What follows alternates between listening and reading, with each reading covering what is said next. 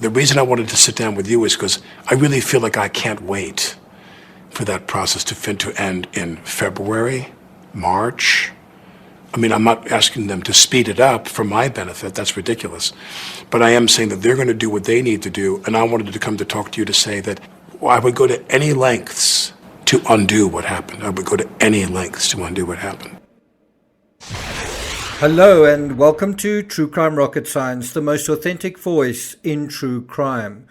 Well, breaking news, the New Mexico cops are asking the Suffolk County Sheriff's Department to get Baldwin's phone. The Suffolk County is the district that serves the Hamptons, which is where Alec Baldwin is domiciled, it's where he lives. Incredibly, it's been 3 weeks since a warrant was issued for the search and seizure of Alec Baldwin's phone. Not to put too fine a point on it, but the phone could be a smoking gun in terms of showing precisely what the producer knew regarding his own production. Before we get to the rest of this episode, if you haven't subscribed to the channel, please do. Like, share, leave a comment, and let's get started. People said to me, I got countless people online saying, you idiot, you never point a gun at someone. Well, unless you're told it's empty, and it's the director of photography who's instructing you on the angle for a shot we're going to do. When you say what is the actor's responsibility, the actor's responsibility is to do what the prop armorer tells him to do. If you examine the letter, the timbre, the tone of Alec Baldwin's exclusive interview with ABC News, this was in early December, he sort of takes a very passive role and he does what he's told. He is directed by a cinematographer. She tells him what to do with the gun, where to point the gun, everything like that. And also in terms of checking the gun, that is, he is kind of at the liberty of, he trusts what the armorers are doing and what they say, right? And so if you take that idea of this sort of very cooperative person, very diligent person, but also quite a passive person, and then you have this scenario with a cell phone. Hi, can you please give us your cell phone? Would you say that is a match? Is the psychology a match in terms of this cooperative, compliant, passive personality, or is it something else? I also think there's an interesting analogy where you have the prop person who's sort of, in terms of status, at a much lower level than both the producer and the lead actor, who's supposedly telling the lead actor what to do, and the lead actor is very happy in his version of events to comply. And then you have a scenario where the police are asking Baldwin to do certain things, and he is apparently very happy to comply, except he hasn't handed over his phone. Now, if you go to October 22nd, before deleting his Twitter account, which he did about a month and a week, or a little bit more than a week later. So he tweeted this October 22nd. He would eventually delete his Twitter or disable it, I'm not quite sure, on December 6th, just a few days following what some people felt was a disastrous interview on ABC. But what he tweeted was, "There are no words to convey my shock and sadness regarding the tragic accident that took the life of Elena Hutchins, a wife, mother, and deeply admired colleague of ours. I'm fully cooperating with the police investigation to address how this tragedy occurred." If you think about it, we're approaching the 3-month mark after the shooting, and the authorities are still trying to get hold of Baldwin's phone.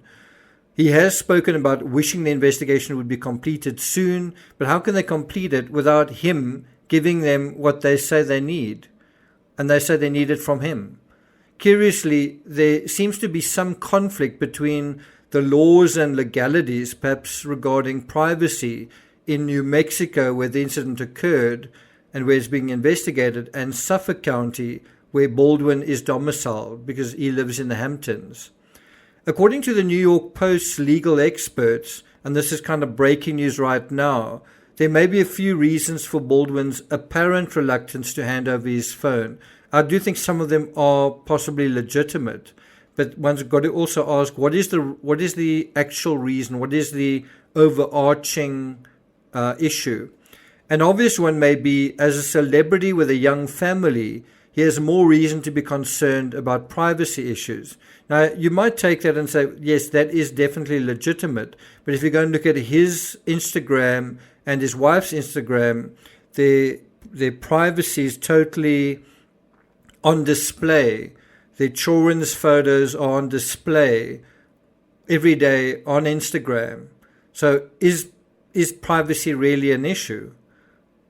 And certainly in the Chris Watts case, we saw just how social media and the public went nuts, and some still are years later, after the phone data review was released as part of the discovery. So is this a legitimate reason? And I think it certainly is part of the reason, irrespective of what the true situation is.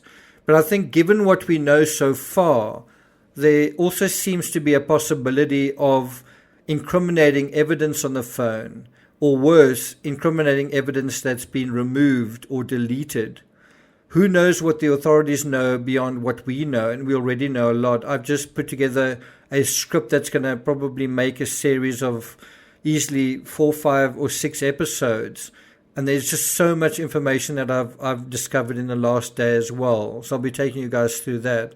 But one aspect, for example, in terms of the phone could provide clarity on, is whether Baldwin knew about crew members plinking with the prop gun, the same gun that he used in the fateful scene in the church. Some people are saying that is a rumor. Well, the phone could provide some clarity on where Baldwin was and what he knew and what he didn't know on the morning of the shooting.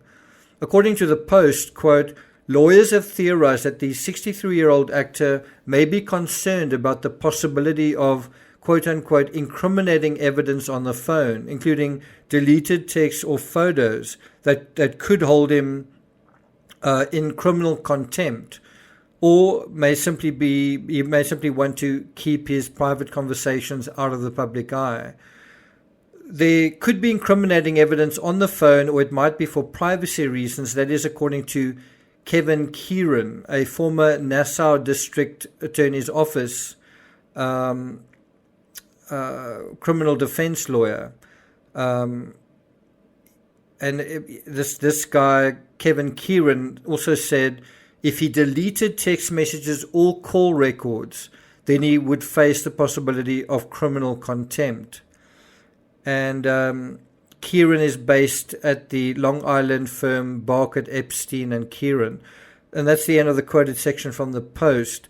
Going back through the timeline, when the authorities asked Baldwin for his phone, he told them through his civil attorney, Aaron Dyer, to get a warrant. And then what happened? They got a warrant. And that was 3 weeks ago. And yet Baldwin still hasn't complied. And one might say that the problem now is technical legal issues between privacy standards in New Mexico compared to Suffolk County. That could be the issue now. According to the Post, messages on the phone could also paint a different picture. It could sketch things in a kind of a different way, put a different slant on things, especially if the content of his statements on ABC are contradicted.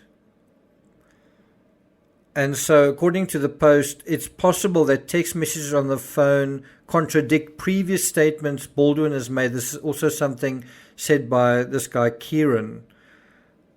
He said in a TV interview he didn't pull the trigger. He's made a number of statements that lock him into a corner, and that's also from the Post, quoting from this guy who's a criminal defense lawyer. I do think that statement is very interesting, locked into a corner. I tend to agree that it ought to be a formality to narrow the scope of the warrant, if that is the concern, only to relevant communications. But why has it taken so long to do that? Why is there this protracted delay? For example, they could narrow the scope of the warrant to the day of the shooting. I think that would be essential. But I also think one would want to go further, back to the start of the production phase, which I think was around about the 6th of October. You'd want to at least get all the days of the production from the 6th to the 21st, which is, I think, halfway through. I think the wording that Helena's phone showed correspondence dating back to July 14th may suggest that the authorities want a similar swath of time on Baldwin's phone. And wouldn't that make sense? Because films don't just start and sort of, they aren't just conjured up on the day that production happens. There's pre-production. There's all the contractual negotiations that go back quite a long way. And so that would provide a more comprehensive picture if you can go further back in time. So in a sense, it makes sense to have broader access because of Baldwin's position and responsibility as producer of the production. In fact, I think it would be fair to say, even if Baldwin didn't fire the gun, that his phone and his correspondence would be of legally relevant import, if it was somebody else, because that would provide a very clear sense of how things were being managed and what the true situation was from someone who would theoretically have fingers in all of the pies of the crew. He would want to know what is going on. He would want to know how his budget is being spent. He would want to know how his passion project is being treated by his staff, right? So what we do know so far, according to the LA Times, is that the authorities have confirmed that they still do not have Baldwin's phone in their possession. There's a quote from the LA Times, and it's quoting from the Santa Fe County Sheriff's spokesman, Juan Rios. I'm not quite sure if I'm pronouncing that right. Juan Rios, Friday afternoon. And what the sheriff's spokesman said is that the phone, his phone, is in New York with Mr. Baldwin. He also confirmed that the sheriff's office does not have physical possession of the phone. Now, we know that the phone of Dave Halls was requested and that he's handed it over. We know that Hannah Gutierrez-Reed's cell phone was also requested and also handed over. And interestingly, both Hall's phone and Hannah's phone were given without a search warrant early on in the investigation. We also know that they have Elena's phone. So they've got all the phones of the most key people here. Helena's phone, Hall's phone, Hannah's phone. And yet they still don't have Alec Baldwin's phone. Is there anything wrong with that picture, would you say? Any sort of feeling of exceptionalism there? According to the LA Times, quote, "It is unclear why the veteran actor and star of Rust has not voluntarily turned over his phone. New Mexico First Judicial District Attorney Mary Carmack Altwise, Santa Fe County's top law enforcement officer, who's overseeing the case, is expected to decide whether to bring charges against Baldwin or crew members in the next few months."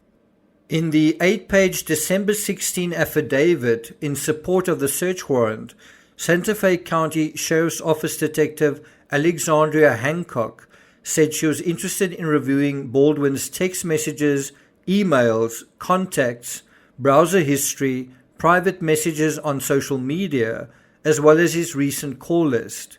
Investigators also requested access to digital images, deleted digital images, passwords, and any global positioning system data from the phone. That's GPS data. That's the end of the quoted section. I find it very interesting that they also want the actor's GPS data.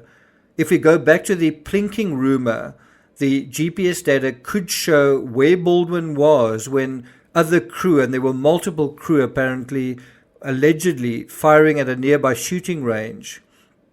One would think if Baldwin's phone had exculpatory information on it, he would have fallen over himself in haste to hand it over. What he's done instead was state his case early on ABC. We know that the interview went across so badly in some circles, Baldwin deleted his Twitter account just 3 days later. So I'm not going to take it further than that, but what I am going to do, and I know I promised to do this, is I want to take a very global look at the entire production, who are the actors involved, what was the story, what was the script inside the church. And I prepared that. I was actually going to do that in this episode, but this was breaking news. And I always want to be topical in regards to that. And so the next episode in this series on Alec Baldwin will go into this global area where we'll look more broadly at the production. And I must say, I was astonished. I learned a lot of things that I didn't know. So look out for that. That'll be coming up over the next few days. It'll probably be a series. The script would probably make for a over hour-long episode on its own. And so I'll rather break that down into 4 or 5 episodes. So until then, thank you for listening, and I'll see you guys next time. I can't. When you say what is the actor's responsibility, the actor's responsibility is to do what the prop armorer tells him to do.